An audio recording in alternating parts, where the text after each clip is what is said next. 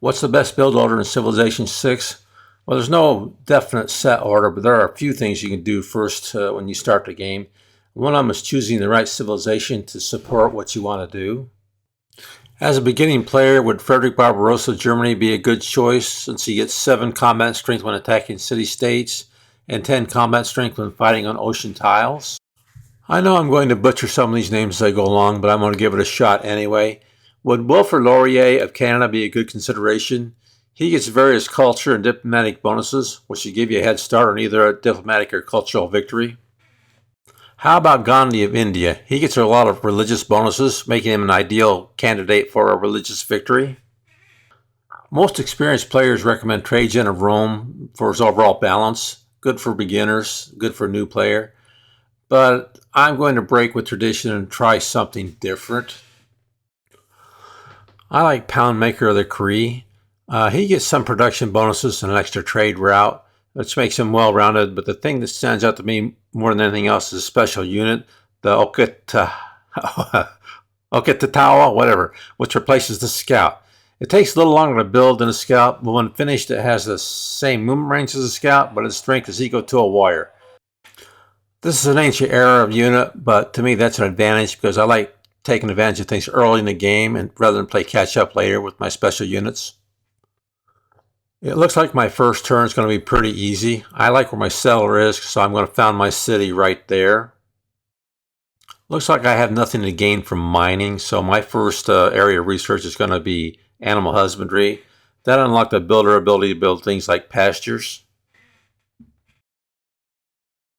And for my construction, I'm going to build my scout unit, which is, I'm not going to even try to say the name. And I'm going to move my warrior to start exploring the surrounding area. Nothing real eventful happened during the first 4 turns except that I ran into a barbarian scout whom I quickly attacked and drove off so he couldn't scout out my capital. After the combat, I finished moving my warrior unit and I found a friendly tribal village and I also found the barbarian encampment. I probably won't attack that right now because they're pretty tough early game for just one lone unit to handle, so I will move away from that for now. Get back to them later. On turn 7, my scout unit got completed, and something I forgot to mention is that they're eligible for promotion right away, which is another good feature I like about them. I'm surrounded by a lot of wood areas in this game, so for my promotion, I'm going to choose Ranger, which gives me better movement through woods and rainforests.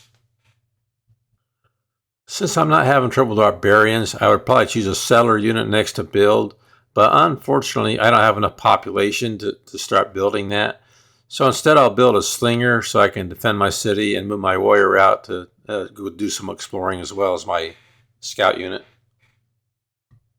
My animal husbandry research is now completed, so I'll listen to the little explanation that I get from the game, which is kind of neat, and then I'll close that out. Next, I'll click on the icon up in the left-hand corner and open up what's available without going to the entire technology tree. It gives me all the stuff that's immediately available. The advisor recommends mining, but I don't see a whole lot of gains from that yet. I just don't see that much available to mine. So I'm going to drop down to pottery and take a look at that. And that gives me like a granary, which gives me additional food and housing. I like that already, so I'm going to choose that as my next area of research.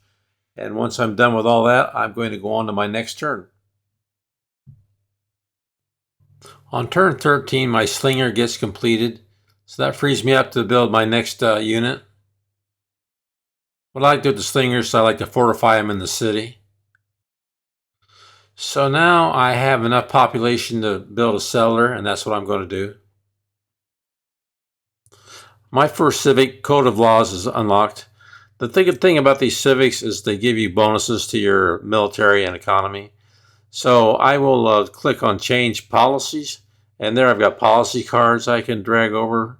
So I usually take Discipline, because it gives me 5+ combat strength against barbarians, and Urban Planning. That gives me +1 production in my cities. About the only time to change that and select God King is if you're going for a religious victory. Diplomatic policies and wildcard policies will unlock later on in the game. Once you're happy with your selections, just confirm policies, and those will go into effect immediately. Once those policy cards go into effect, you'll be presented with 2 new civics to choose from, craftsmanship and foreign trade. I personally like the craftsmanship civic because it gives me a 30% production bonus for builders and a 50% production bonus for ancient and classical era land units. I like to get land units built up as quickly as I possibly can in the early game because I'm fighting barbarians. Next, my pottery research is complete. This gives me the ability to build a granary, which gives me more food and housing. I can also build a great bath, which is a wonder.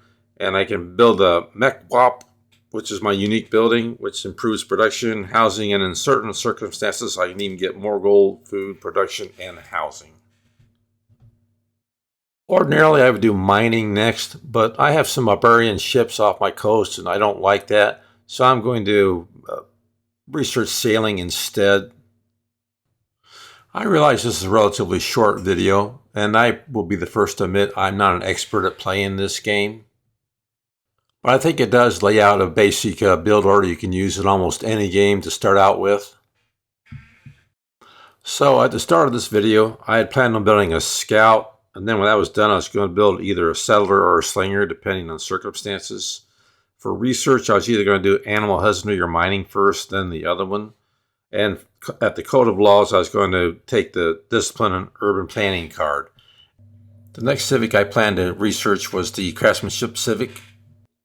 So I did a pretty good job sticking to my plan. I did build a scout first. I wanted to build a settler next since there weren't any immediate threats, but didn't have the population, so I built a slinger instead. No big deal there. As for research, I did animal husbandry first, but I never got around to the mining.